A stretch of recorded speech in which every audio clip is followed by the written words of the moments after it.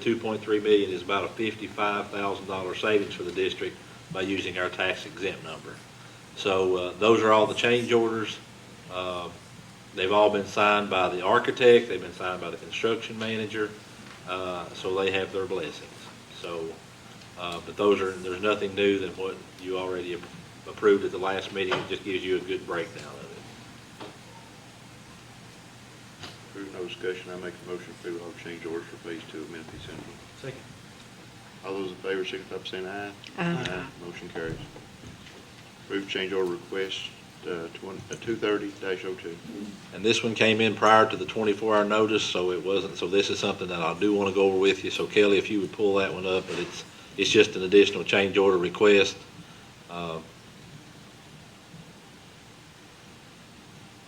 And I can't get it to come up on mine. It's come up, but I sure can't see it. You're going to have to blow that way up, Kelly, or Ms. Schwartz is going to have to read it to me one. Okay, change order request. This is for the sewer system. This has been requested by, what numbers on that one, Kelly? 230. So that is your HVAC and your plumbing, your contractors there. And this is with the sanitary sewer system, which will be in conjunction with the city of Frenchburg, but is materials, labor, and equipment for addition of $12,129. So I just wanted you to be aware of that one. Of course, that is under $24,000, but since it came in, I just want to go ahead and get your all's blessings with that one as well. Move the approved change order request 230-02. I second. All those in favor, signify by saying aye. Aye. Motion carries. Personnel notification.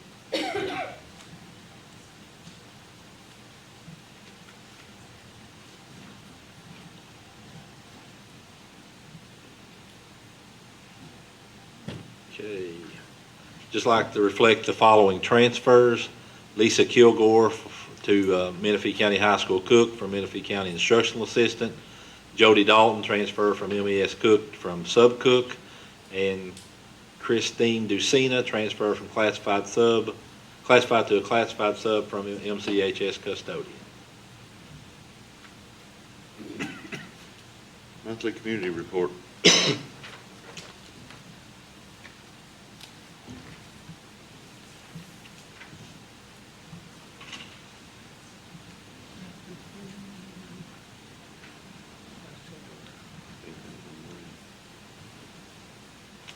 Okay, at this time, there's nothing with the exception of the Christian Appalachian Project, Save the Children. Some stuff came in, but we'll get you a monthly report, full report, but there's not a lot of changes for this month, or none was submitted to the board. NSBA 2020 Annual Conference and Exposition. Just wanted to have that up there for you. If anyone wanted to attend that, to have conversations, to call me, and we'll have conversations about that. Because it's probably the closest. It's typically in San Diego, San Francisco, or New Orleans, or San Antonio. So if you're interested in going to that, give me a call and we'll see where we are. In Chicago this year. So have a conversation with me and we'll see what we can do with it. Like I said, it's about as close as it's been. And I don't know if the board has ever went to one of those, and it's a good training for people. So I think the Montgomery County folks really got a lot out of it. yes. Yeah.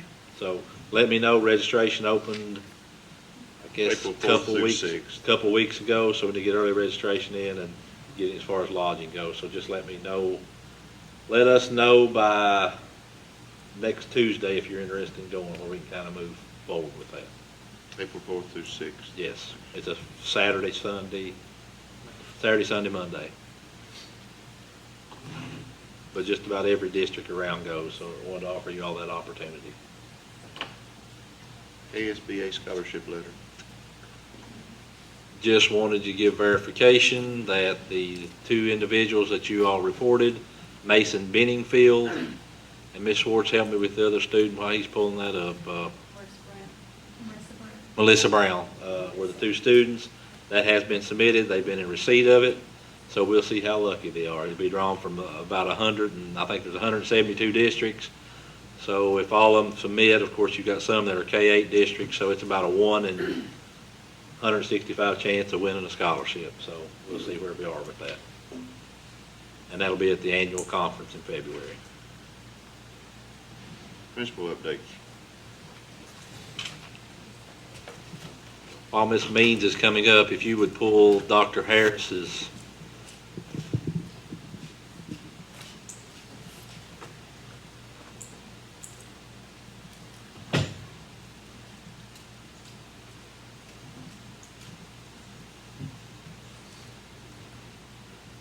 Dr. Harris could not be with us this evening.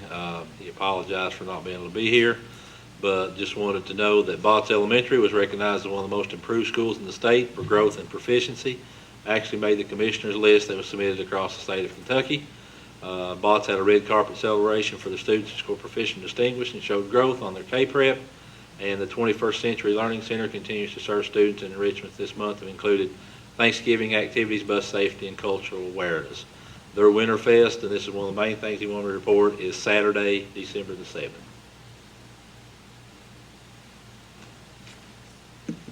Just wanted to give you all a couple of updates since our last meeting. We had our big, I know Botts has their Winter Fest, that's their biggest fundraiser of the year. We had our Fall Festival November 1st, and it was very successful with about $14,000 profit. So that was a huge year for us. We had lots of community support, and we appreciate that.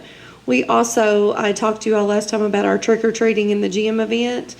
Hopefully you saw some pictures on Facebook. We had about 44 different churches, community members, and businesses that come to provide treats for all of Botts Elementary students and all of our K-8 students, and it was very successful.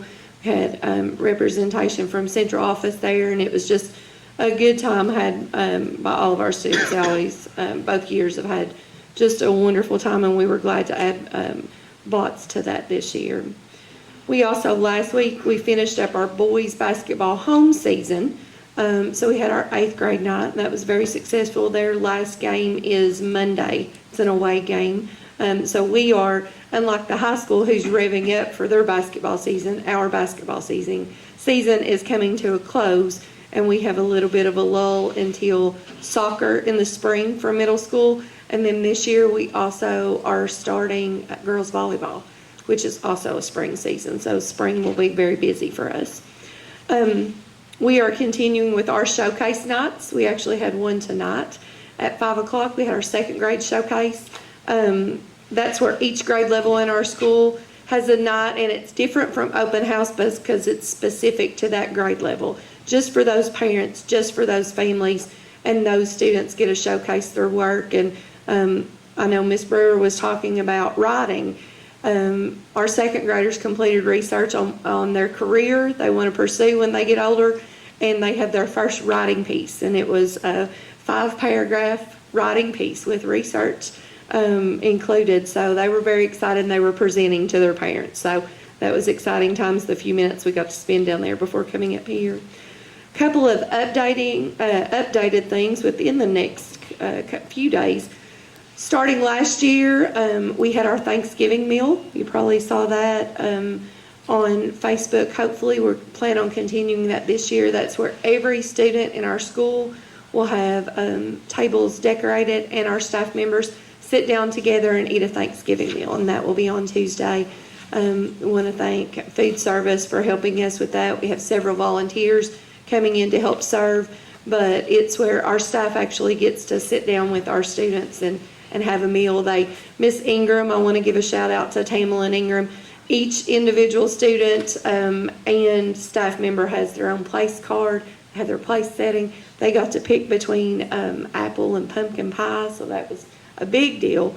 So last year it was, I don't think there was a dry eye from a staff member, because to see some of our students sit down and have everything laid out for them and to have their pie in front of them, it was a really neat experience. So we're excited about that for Tuesday. As Ms. Blackburn was talking about, we do have our Case 21 data, and we are very pleased with the results that we have. We're still diving into that. We just received that this week. So our teachers, will be looking at that tomorrow with Principal Cadre as a school level, but we have a teachers meeting Monday afternoon to break that down even more, so have more details next month. The final thing I wanted to talk about was our MTSS. It's our formerly RTI, our intervention. We always like to change names and acronyms in education. That keeps everybody on their toes. We are very blessed this year at the K-8 building that we have Gear Up, our middle school interventionists. We have 2 interventionists at the K-5 level. And then we also have Save the Children. So we've went from having basically no one to an abundance of people. So working right now at the beginning of the year, you don't have data to group those students. So now with having K-Prep data, we have our first round of iReady and Case 21. We do have those caseloads going. We've realized with our second round, we're going to be moving kids in and out. That's what you want to see.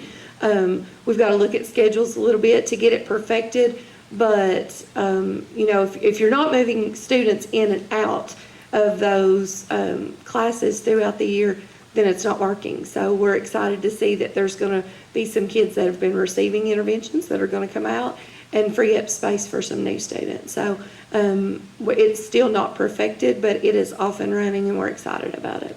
So, any questions? Oh, I had one.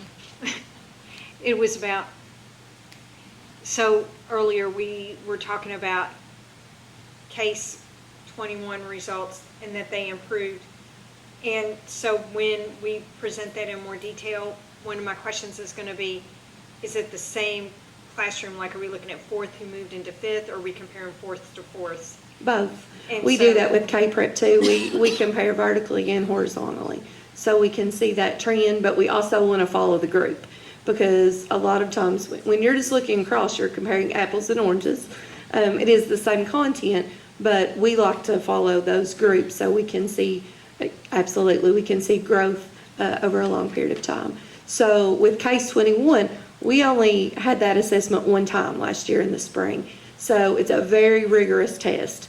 So to be able to have that 3 times this year and to correlate with our K-Prep is going to be very beneficial. So we're excited. Do students seem to be tolerating the increased testing schedule all right? Is that working okay for teachers? Last year, one of the comments, a very common comment was K-Prep was easier than Case 21. So we're excited to see it 3 times to bring that rigor up and get them used to that level of questions. Also, what we have this year is we have the question bank from Case 21. So all of our common assessments, our teachers are pulling from that question bank to create their common 3-week assessments. So they're not only getting used to that when they take case 3 times a year, they're doing that on their assessments every 3 weeks too. So we're hoping to see major benefits to that. And I know we went from ThinkLink to iReady, and now we're talking about Case 21. Is there a thought that we're going to leave iReady behind and just focus on Case 21, or are they? They're different. iReady fluctuates depending on the student's ability. So if it's online, so if they are a 3rd grade student and they're missing several questions, it's going to drop down to that 2nd grade level. It's going to drop down to that 1st grade level. And it gives them their path that they work on. So it's individualized. K-Prep, as we know, doesn't do that. If you're a 3rd grade student, you take a 3rd grade test. Case 21's the same way. It is on grade level content. So it is 2 different looks. iReady is also a universal screener. So, and you have to have universal screeners, Jody, and K through 3, 2. So it may be the possibility as we start looking, is we may do iReady grades K through 2 as our universal screener, and then possibly do Case 21, 3 through 8. It just really depends on what the needs of what the principals feel like that they need, and where the directors feel the direction we need to go. Thank you. Ms. Schwartz's report's up there, Mr. Vice, if you want to pull it, but she may have some things you want to add to it. So our progress reports are going to go out tomorrow for our midterm on our reports on our grades. And what we're trying to do this year is be more intentional with grading and how it looks and compares to our testing.